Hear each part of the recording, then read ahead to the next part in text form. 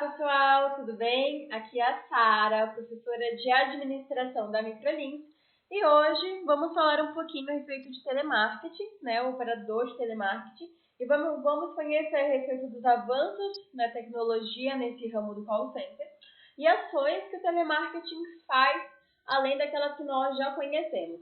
Tudo bem? Então vamos lá? Primeiro, vamos conhecer os tipos de centers que nós podemos utilizar e podemos trabalhar, certo? O call center, ele é o setor de telemarketing que atua com o telefone, né? Então, como a gente já viu nas outras aulas, é o mais comum, né? Onde o teleoperador, né? Onde o telemarketing, ele trabalha como um objeto de comunicação utilizando telefones, tá? Então, esse acaba sendo mais comum e ele é o que se define, né, como o call center. Depois do call center, né, nós também temos o web center e ele atua através da internet, ou seja, ele entra em contato com os clientes, ele é feito através de e-mail ou programas de troca de mensagens instantâneas, utilizando softwares, e acaba utilizando a internet em si como um meio, né, um canal de comunicação e utilizando dela aplicativos e programas que ela tem a oferecer.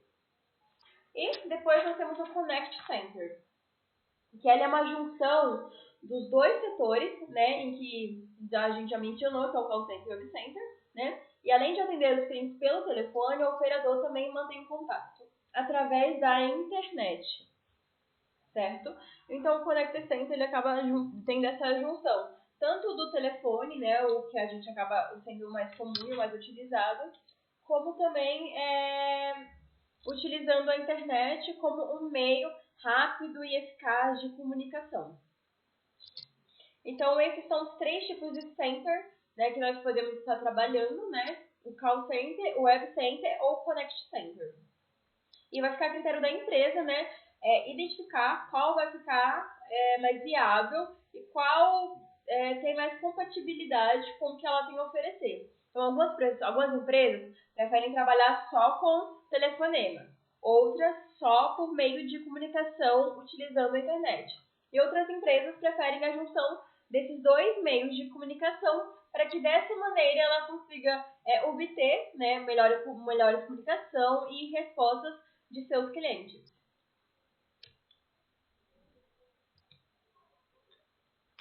E, né, com essa questão do Web Center, né, utilizando a internet, nós temos ferramentas que possibilitam essa facilidade, né, essa praticidade, e vamos conhecer um pouquinho a respeito delas. Né? Algumas nós já conhecemos, outras acabam sendo uma novidade, mas vamos, né, fazer uma descrição de cada uma delas para assim estar relembrando e fixando esses temas.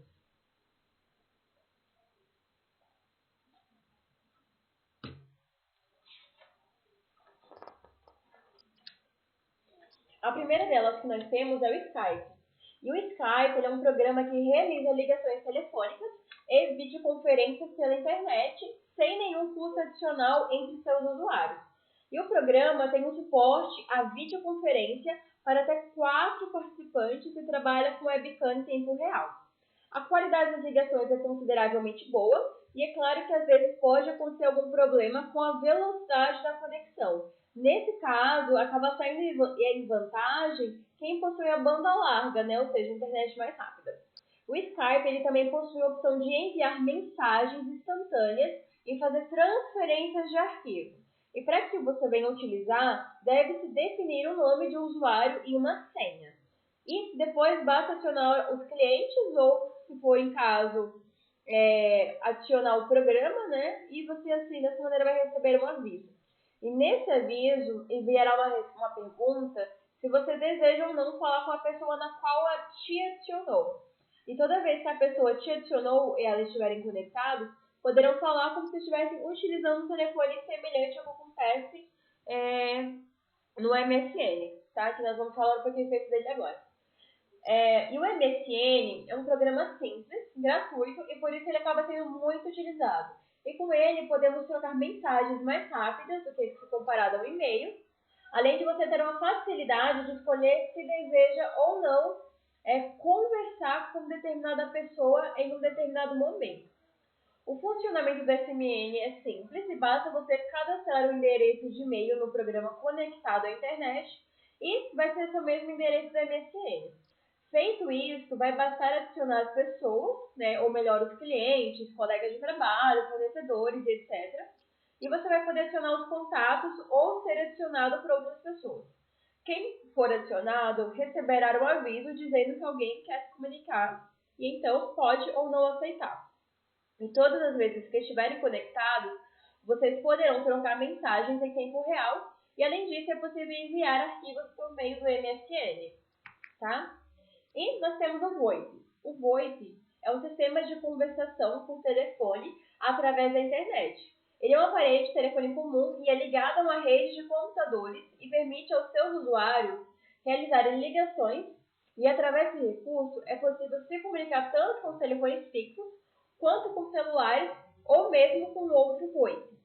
E se conectado à internet, a localização dos usuários, os horários das chamadas, eles não interferem no valor da ligação, o que é uma grande vantagem, pois o custo das ligações ele é bastante reduzido em relação às demais formas de telefonia.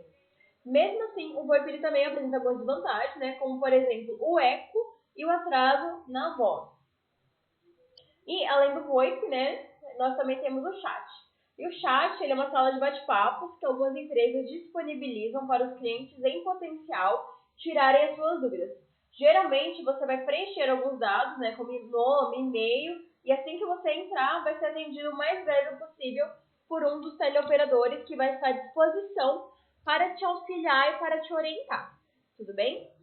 Essas ferramentas, né, na qual nós já conhecemos agora e que eu acabei de mencionar para vocês, elas tanto podem ser utilizadas como uma ferramenta para que venha a ser realizado vendas, tá? Então, uma comercialização de produtos por meio de telefonemas, né, por meio do call center, mas também pode ser utilizada como maneira de você estabelecer e se relacionar com o seu cliente, né? Um exemplo disso é o pós-venda, né? Onde no pós-venda é o contato com o nosso cliente, né? Para que dessa maneira a gente venha identificar como é que está sendo a experiência com o produto ou então o serviço na qual ele adquiriu, se ele está sabendo manusear, se ele ficou com dúvidas, se ele está gostando. Então, o pós-venda é uma maneira de você manter esse contato, né? Criar esse relacionamento com o seu cliente. Para que dessa maneira ele venha se sentir, né, acolhido pela empresa e vocês nunca venham quebrar esse laço, né, esse relacionamento. Para que futuramente ele precisando novamente do produto ou então do serviço que você tem a oferecer, ele já venha buscar diretamente a você, né, a empresa na qual você vem atuando. Então acaba sendo muito importante ter e estabelecer esse contato, né, esse relacionamento com os nossos clientes, para uma questão de fidelização deles e uma questão de reter os nossos clientes, né? O reter, quando eu digo, refere-se ao manter o nosso cliente conosco. Então, quando eu quero reter um cliente, eu quero manter ele comigo, né? Para que ele venha a ser, né, durante muito tempo e venha a ser um consumidor meu, né, dentro da minha empresa. Como eu disse, né, para que quando ele precisar de um produto, então um serviço na qual nós comercializamos, ele venha nos procurar e não buscar a concorrência.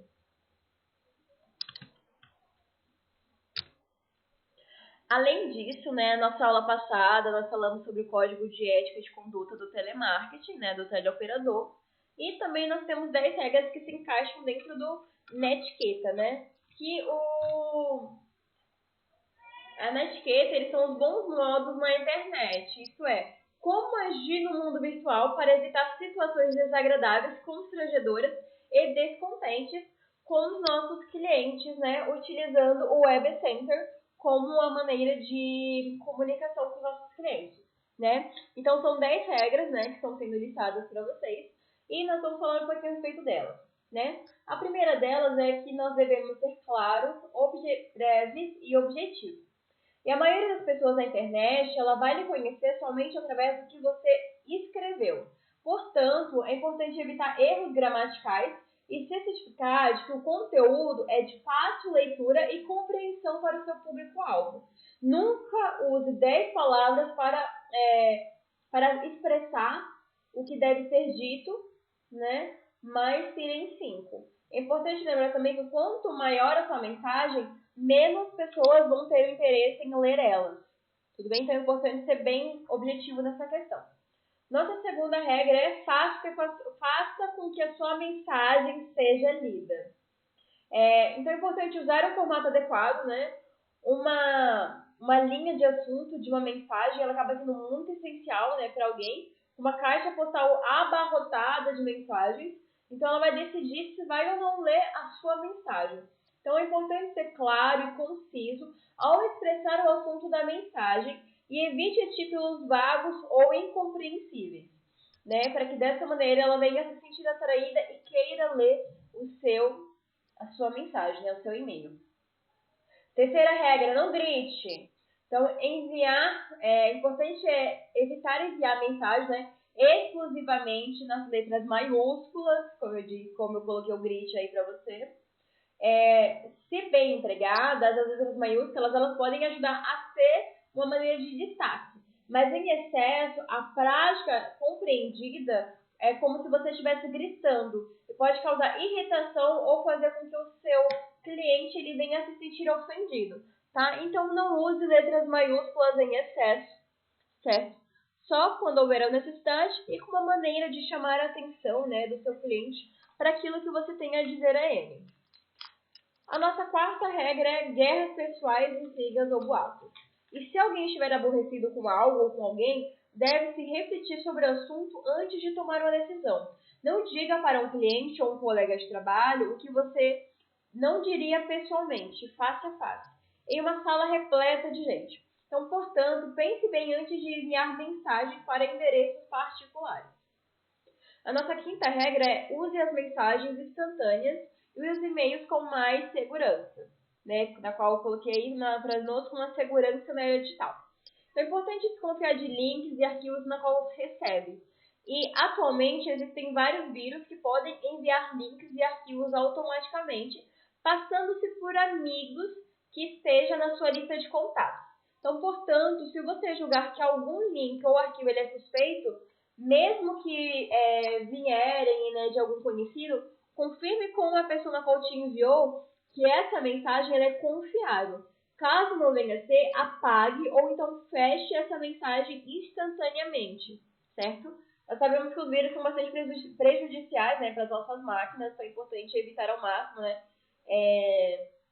mexer ou então ler mensagens e acessar links que a gente desconfia, assim, né, de que possam ser ou não de confiança, né, que eles não venham a ser prejudiciais para a empresa, né, para as máquinas a qual vocês utilizam dentro do seu ambiente de trabalho.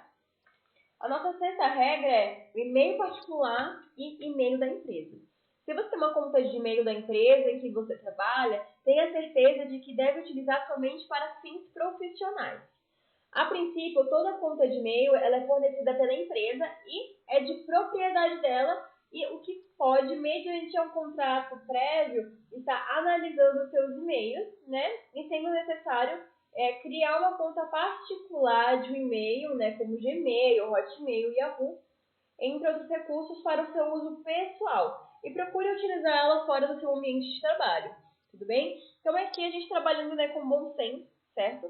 Separando o lado pessoal do profissional, separando objetos de trabalho do seu meio pessoal, para que dessa maneira um não venha interferir em outro e nem tampouco prejudicar nenhuma das áreas, certo? Nossa sétima regra é cuidado com as propagandas.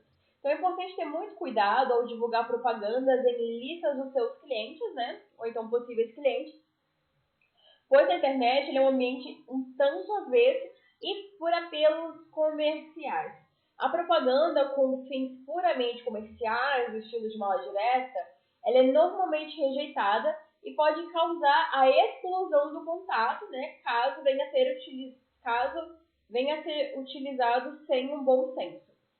Então é importante, né, parar para pensar, né, o e-mail na qual você está enviando para o seu cliente, ele é um e-mail onde ele é atraente e não é ofensivo, né, para ele, para que dessa maneira ele venha ler e venha se sentir confortável diante disso.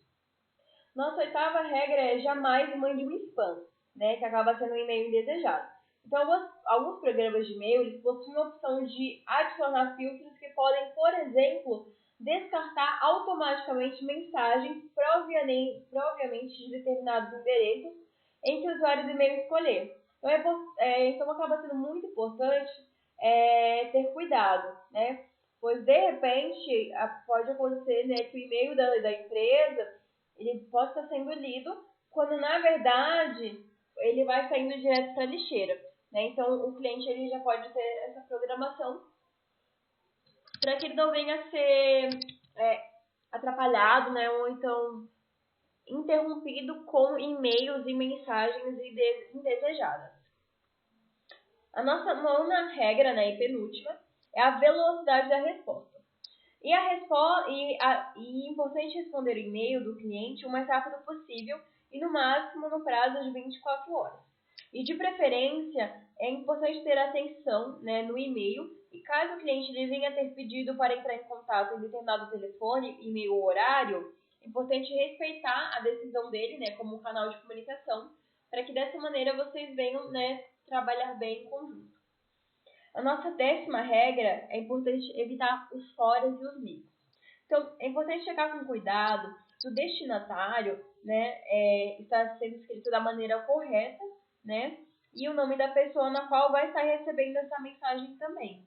Então, é importante, né, ter cuidado com isso, né, escrever o endereço de e-mail da qual você deseja falar com outra pessoa de uma maneira correta, para que você não compartilhe ou então envie mensagens para pessoas na qual elas não precisariam, né, e não deveriam receber aquele e-mail, para que dessa maneira não venha a ser prejudicial a você, a sua empresa, ou então venha acarretar problemas para o seu cliente ou para quem recebeu aquela mensagem.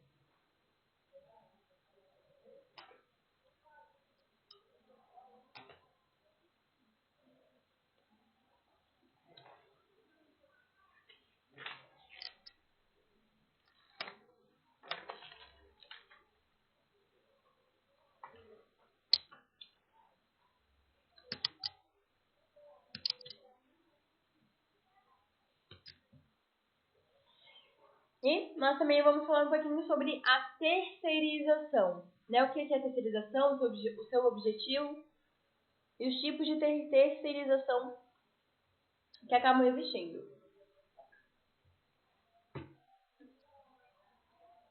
Então, né, tem essa palavra em inglês aí, né, porque a nossa aula também é cultura, né, onde terceirização, em inglês, né, e que muitas empresas acabam chamando, é o outsourcing, tá? Outsourcing. E a terceirização, ela acontece quando a empresa, ela contrata outra empresa para realizar um determinado serviço, né? Então, para a gente entender um pouquinho melhor, eu vou dar um exemplo para vocês, né? Então, vamos supor que uma famosa rede de lanchonetes norte-americana, ela está visando diminuir gastos com telemarketing e resolveu terceirizar esse setor.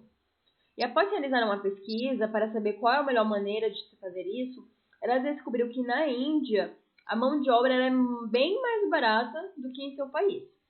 E que lá há pessoas capacitadas para trabalharem nessa função, né, com inglês fluente, cobrando barato por isso. Então, fazendo as contas, né, acaba sendo muito mais acessível e mais econômico para a empresa terceirizar algumas áreas, né, alguns setores da sua empresa, para que dessa maneira venha a ter essa redução de custo, né? Então, eu posso, dentro da minha empresa, eu posso terceirizar tudo que eu queira terceirizar, né? Então, eu posso terceirizar serviços, produtos, materiais. Então, eu posso trabalhar dessa maneira, né? E o objetivo dela, né, como eu disse, é proporcionar, né, para o empresário, né, para o dono da empresa, facilidade, praticidade e economia quando se tratam de serviços específicos, certo? Então, a terceirização ela pode funcionar tanto como completa, né, onde eu vou terceirizar tudo na qual eu preciso. Então, eu vou estar terceirizando instalações físicas, softwares, sistemas de telefonia, computadores, mão de obra, limpeza. Então, eu posso terceirizar isso, né, dentro da minha empresa. Então, eu posso terceirizar tudo que tenha dentro da minha empresa. Eu venho a terceirizar ela, né? Ah, Pro, como eu posso terceirizar softwares?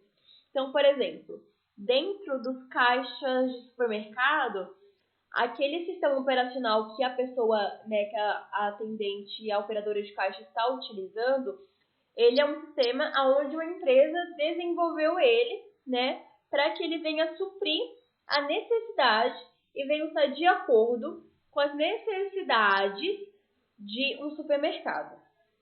Então, essa empresa, né, essa pessoa que desenvolveu o sistema operacional, ela vai comercializar esse sistema, né, ela vai vender ele. Então, mensalmente, o gerente, o dono daquele mercado, paga, né, uma mensalidade para o dono daquele sistema operacional para que ele ele possa estar continuando usando aquele sistema da qual ele desenvolveu e precisando de um auxílio, né, de uma manutenção no sistema operacional, também já está incluso dentro desse pagamento, certo?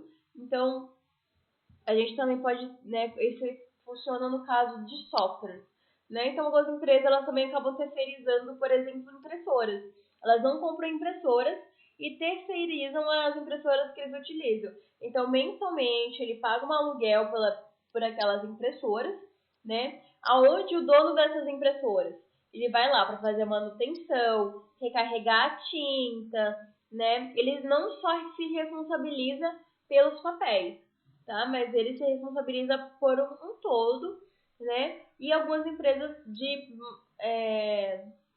impressora, por exemplo, eles fazem uma contabilidade por meio de folhas que foram impressas ou então xerocadas, tá? Foram copiadas. Então, vai muito de empresa para empresa e qual é a finalidade daquela terceirização, né?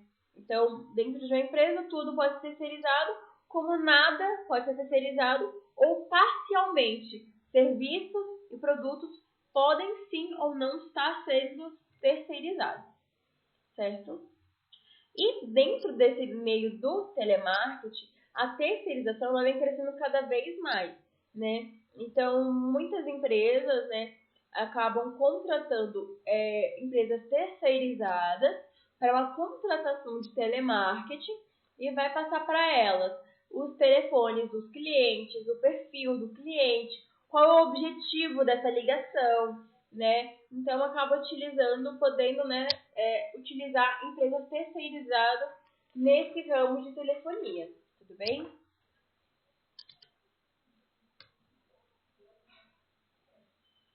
E nós vamos conhecer um pouquinho de ações, né, que o telemarketing pode estar realizando, além dessas na qual nós já conhecemos, né, e mencionamos no decorrer das aulas. A primeira delas é o saque. E pode soar meio estranho, né, que no começo essa palavra, né, a sigla dela, refere-se para serviço de atendimento ao cliente, né, ou então ao consumidor. Ou seja, ele é um canal de comunicação entre a empresa e os seus clientes. E geralmente os clientes utilizam o famoso número de telefônico 0800, cuja ligação é grátis.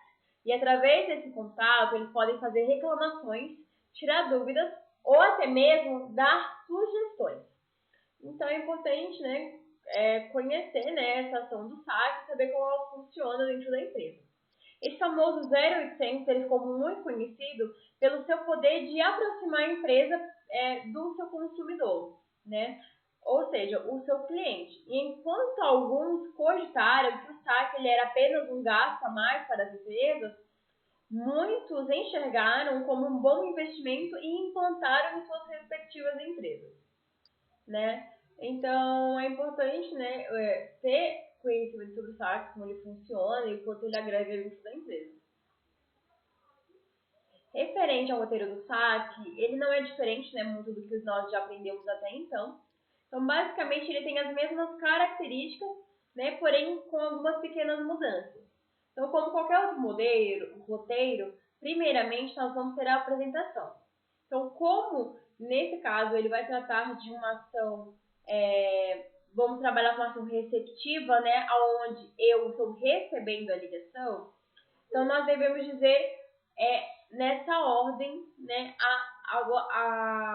quando nós atendermos a ligação. Né? Então, nós temos que dizer o nome da empresa, né, o nome do teleoperador, que no caso vai ser você, dizer um bom dia, boa tarde ou boa noite, e dizer que está à disposição do cliente.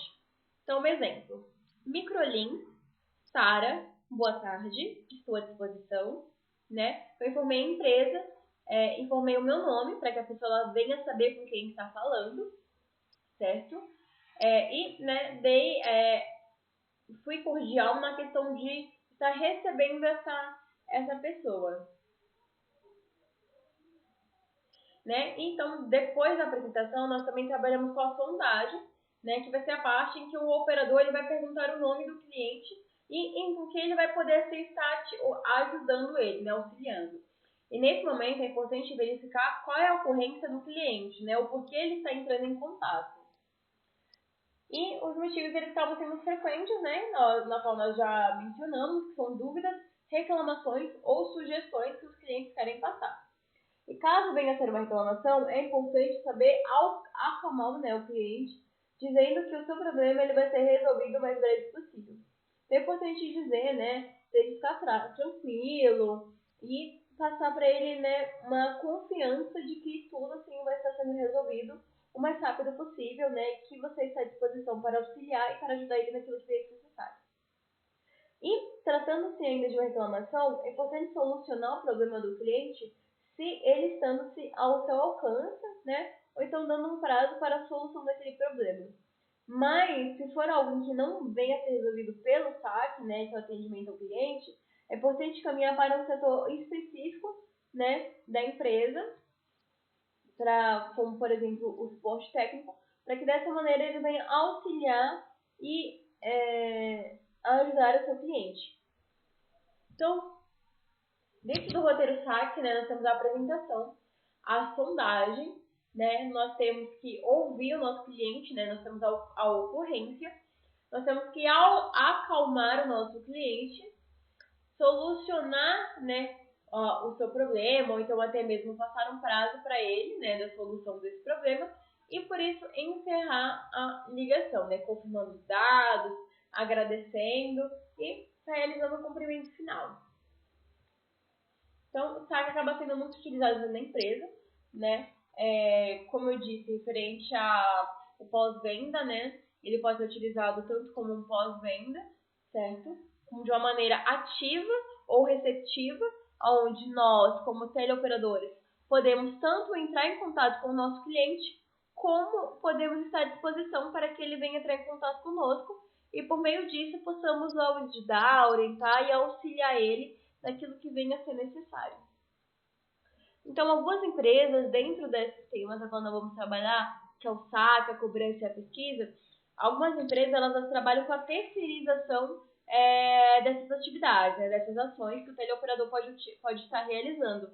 Então, algumas empresas vão terceirizar o seu pós-venda, podem terceirizar a sua cobrança, ou então a pesquisa na qual ela pega de maneira, de um período, né, na qual ela vê uma necessidade, para que dessa maneira venha a haver uma atualização no banco de dados dessa empresa.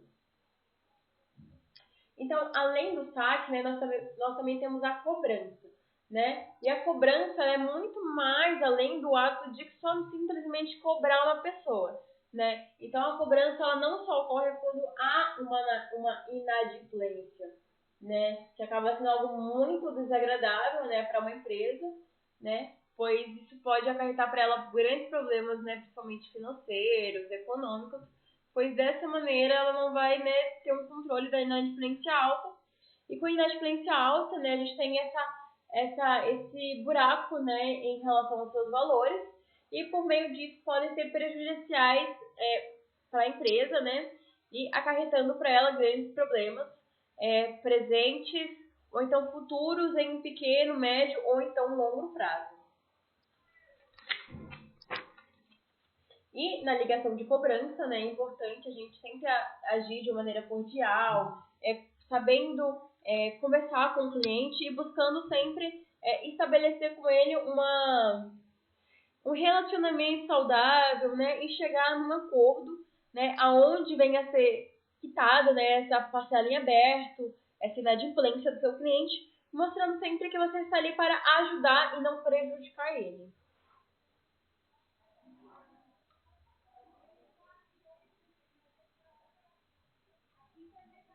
Né? Então, nós também temos o roteiro, né, da cobrança, que ele se compõe pela apresentação, o motivo da ligação, né, na qual você vai estar entregando o seu cliente, né, onde nós também devemos informar os valores, né, que estão em aberto, né, pela inadimplência, realizar um fechamento, né, fazer um acordo de pagamentos, dadas, e havendo a necessidade de comparecimento dentro do estabelecimento, né, e assim o encerramento, né, com a confirmação dos dados e o agradecimento, né, de uma maneira cordial com o nosso cliente, né, na qual nós realizamos o contato. E, além disso, nós também temos a pesquisa, né? E para começar esse assunto, é importante saber que existem dois tipos de pesquisa dentro do meio do telemarketing. Que a primeira delas acaba sendo a pesquisa de mercado e a pesquisa de satisfação do cliente. A pesquisa de mercado, ela tem como objetivo planejar, né, redirecionar ou remanejar ações estratégicas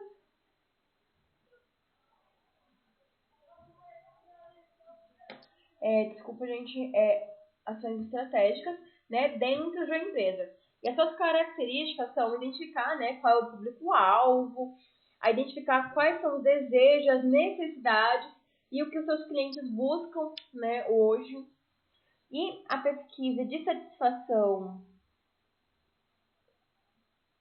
do nosso cliente, ela tem como objetivo perceber como o cliente ele avalia a empresa, né? Então, qual é a opinião dele a respeito da empresa na qual nós trabalhamos, como a experiência, como na visão dele tem sido tudo isso, né? Então, dentro disso, nós temos esses dois meios de pesquisa.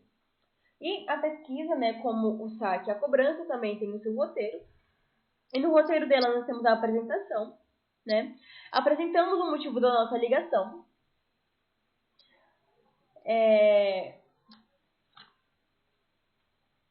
passamos aí informações, né, havendo a necessidade, falando aquilo na qual nós entramos em contato, né, dependendo se é uma pesquisa de mercado ou uma pesquisa de satisfação. Realizamos, né, um acordo, né, entre ambos os lados e encerramos o nosso contato, né, com o nosso cliente para que ele venha, né, a gente venha se despedir de uma maneira formal e cordial com ele, certo? Então, gente, essa foi a nossa aula de hoje, onde nós conhecemos a respeito da tecnologia, né, como ela vem agregado, como ela fez a diferença nesse ramo do call center, né, e como ela tem a agregar e fazer com que a empresa e os funcionários desse setor cresça, seja mais valorizado, tenha mais praticidade e mais ferramentas ao seu favor. E também conhecemos a respeito das ferramentas, né, que podemos utilizar dentro dessa questão voltada também da tecnologia, então ferramentas que podem ser nossas aliadas. Conhecemos a respeito da terceirização de serviços, né, como funciona o seu objetivo e vantagens. E conhecemos sobre outras ações que o telemarketing também pode realizar, além de vendas, né, utilizando o telefone como meio de comunicação, né. Então conhecemos a respeito do atendimento ao cliente, falamos a respeito do pós-venda, conhecemos a respeito do que é uma cobrança e como ela deve ser realizada, e falamos a respeito das pesquisas, e falamos a respeito das